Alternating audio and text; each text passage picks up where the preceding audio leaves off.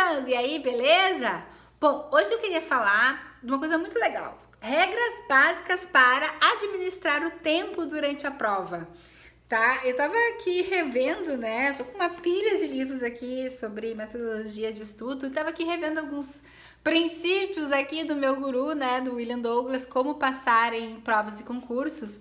E aqui eu li esse tópico e é engraçado, né? Como... quando a gente lê coisas, é exatamente o que a gente fazia, né? Eu acho muito legal isso. A única metodologia de estudo, né? Tipo, como estudar mesmo, que eu estudei antes de passar no meu concurso, foi um livro do William Douglas, não era esse completo, era um outro. E eu me lembro que eu acabei usando aquilo como uma bíblia, assim, sabe? Né? Como um guia em como eu me organizar para os meus estudos. Era um livro bem mais simples que esse que distribuíam gratuitamente na época, alguns anos atrás, mas enfim. E é muito legal quando eu pego um livro de metodologia e vejo que era exatamente o que eu fazia, né? Me orgulho disso, né? Então eu tenho certeza de que os meus passos, embora a minha metodologia que eu usei para estudar tenha sido montado empiricamente, né? Ela faz sentido, né? Ela se assemelha muito com vários teóricos de metodologia para estudo para concurso que já escreveram seus livros, né? Então, muito legal aqui. Bom, então eu vou dividir com vocês essas regras aqui que eu também fazia muito nas minhas provas, tá? Então, regras básicas para administrar o tempo durante a prova. Número 1. Divida o tempo de prova em número de minutos pelo número de questões, tá, gente? É muito importante você já ir com essa estratégia para a prova. Não vai fazer esse cálculo na hora da prova, tá, gente? Leva esse cálculo pronto. Como dividir? Se for uma prova objetiva, veja primeiro quanto tempo vai reservar para marcar o cartão de resposta e só depois divida o número de minutos que sobrou pelo número de questões. Exemplo, 4 horas de prova e 50 questões. Tempo de prova, 240 minutos, que são 4 horas, tá? Mas antes de dividir 240 minutos pelo número de questões, diminui o tempo que você vai levar para preencher o cartão de respostas. Ele botou 20 minutos, eu sempre fazia o cálculo por 30. Reservava 30 minutos para preencher o cartão de resposta. Ainda mais que a maioria das minhas provas tinham 100 questões, né? Então, aqui ele tá usando só 50.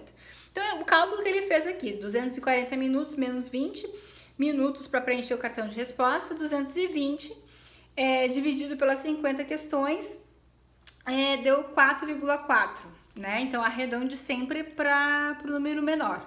Tá? Então, aqui ele calculou 4 minutos por questão. Assim, você terá 4 minutos por questão, 20 minutos para o cartão de resposta e 20 minutos sobrando. Esta pequena sobra serve para eventual ida ao banheiro, eventual relaxamento, eventual perda de tempo em alguma questão onde isso vale a pena, tá? E para o final, se der para fazer revisão. 3. Sempre faça primeiro as questões que sabe e depois as que não sabe. É sério, tá? E aqui tem uma coisa que até que ele não fala, mas vai nesse sentido. Uma coisa que eu já falei num outro vídeo meu, eu até posso depois replicar esse vídeo, né? É não começar pelo português, tá? Porque quando tu começa uma prova, e é de propósito, tá, gente? Todas as provas começam pelo português. E é de propósito que as bancas colocam o português como primeira matéria no caderno de provas. Porque a prova de português exige calma, exige desaceleração. E é tudo que você não tem quando começa a fazer a prova. A gente não chega lá tudo pilhado para fazer a prova. Eu chegava, tá? Fica ali aproveitando todos aqueles minutos antes de entregarem a prova. Eu ficava lendo meu vadimeco até me entregarem a prova, até me tirarem a tapa o vadimeco da mão. Sabe? Porque a gente fica ali tentando rever, né? Às vezes com seus resumos, né? Eu aproveitava até o último minuto para ficar revendo alguma coisa que pudesse refrescar a minha memória, né? Minhas anotações, meus resumos, meus mapas mentais, enfim. Eu gostava de fazer isso. Então, quando começa a prova, a gente tá pilhado, né? A gente tá ali tentando decorar, tentando relembrar as coisas, tá? Mas se for tal coisa, licitação é isso, eu tenho um karma com licitação. Ficar ali tentando rever a matéria na nossa cabeça ou nas nossas anotações. Então a gente tá pilhado, a gente tá com tudo aquilo que tá na ponta da língua, tudo aquilo que tá decorado, tá aqui na nossa cabeça. A gente quer mais abrir logo a prova e começar respondendo aquilo que a gente sabe, tá? Então, por isso que eles botam o português, porque o português, ele exige atenção. E você não vai estar com atenção e calma, porque ele te desacelera, porque tem que ler o texto, aí vem as questões, aí tu tem que voltar na linha do texto para preencher as lacunas, para ver se dá para trocar uma palavra por essa, se dá para colocar vírgula aqui ou não, tá? Isso vai te desacelerar. Então, eu recomendo que você não faça a prova de português, se a sua prova tiver português, de imediato, quando começar a prova. O que você deve fazer? Como ele disse aqui, vai fazer as questões que você sabe, tá? O que tá na ponta da língua? É direito penal? É direito administrativo? Vai para direito penal, vai para direito administrativo, vai para aquilo que você tá ali, ó, com tudo bem fresquinho na memória, aquilo que você sabe, que você domina mais. E também vai direto para aquelas que tem mais peso. Vai deixar para responder as questões que tem mais peso, as matérias que tem mais peso, quando você estiver super cansado da prova? Claro que não. Essa é a melhor estratégia. Ir para suas matérias de maior facilidade e para as matérias que tem maior peso, tá? E depois pro português, se sua prova tiver português, porque aí você já tá mais desacelerado, é possível que você consiga realmente se concentrar nas palavras do texto. 4. Não perca o senso de transcurso do tempo, como acontece quando a pessoa se envolve dando uma resposta que sabe bem ou quando esquece do tempo procurando se lembrar de uma resposta que não lembra. É como se a pessoa entrasse em um quarto e ficasse tão distraída com o que tinha ali que não fosse para os outros quartos da casa. Em provas, você deve ficar um pouquinho em cada quarto. Lembre-se que o próximo quarto é importante também. A aprovação vem da soma dos pontos obtidos, todos são importantes. Aqui também reflete o que eu falei do negócio do português, tá? Se você começar a fazer a prova de português, as primeiras questões forem a prova de português, você vai perder mais tempo desacelerando, enquanto se você deixar para depois, você já tá mais desacelerado, então você não vai perder menos tempo para se concentrar na prova de português. 5. Se as matérias tiverem pesos diferentes, você pode separar mais minutos para uma do que para a outra, de acordo com sua preferência. Não acho tanto preferência, tá? De acordo com a sua necessidade. Então, estude o peso das provas, o peso de cada matéria, né, na sua prova. E aqui é legal também. Você também pode, quando terminar as questões, que sabe, calcular quantos minutos ainda restam e quantas questões faltam, recalculando os minutos que sobram para cada uma.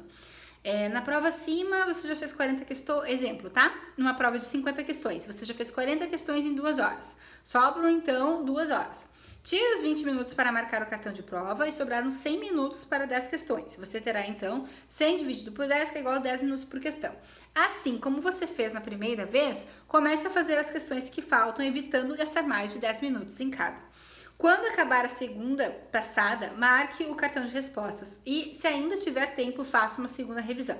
Cuidado para não perder tempo muito nesse recálculo, tá? E muito importante, tirando esse cálculo no meio da prova, que você só pode fazer no meio da prova, jamais perca tempo de prova fazendo esse monte de contas, tá? Isso aqui é estratégia que você vai elaborar antes. Você vai com essa estratégia de quanto tempo você vai levar em cada questão, de quanto tempo você vai, de qual matéria você vai fazer antes e de que momento da sua prova você vai parar para dar uma recalculada. Tudo isso você tem que calcular antes, não vai fazer esses cálculos durante a prova. Uma coisa que aconteceu na minha prova da PGE era uma prova de 100 questões em 5 horas, não dá tempo.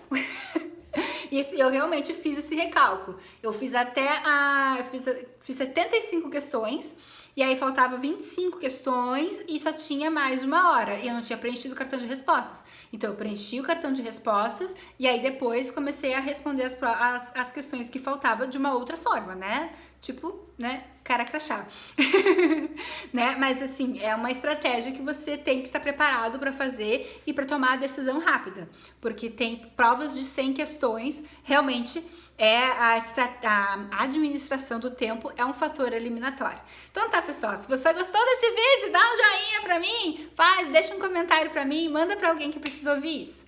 Até amanhã!